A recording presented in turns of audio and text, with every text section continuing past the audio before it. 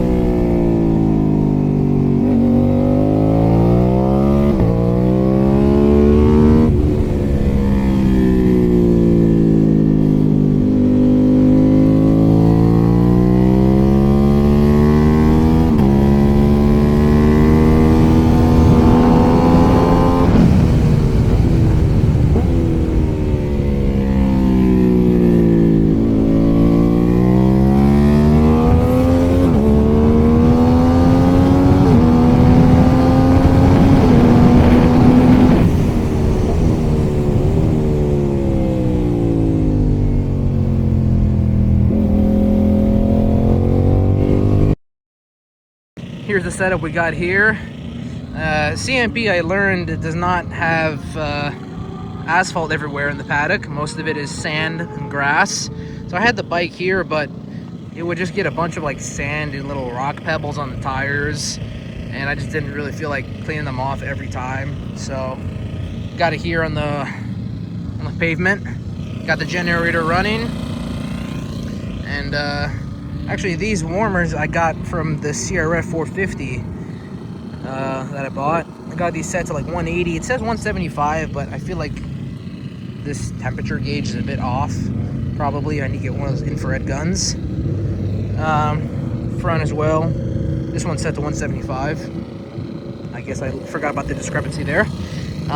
Only complaint I have, by the way, this clip-on got bent during transportation coming back from Memorial Day weekend at Summit last year because I ratcheted it down using the Canyon dancers, and it bent right here.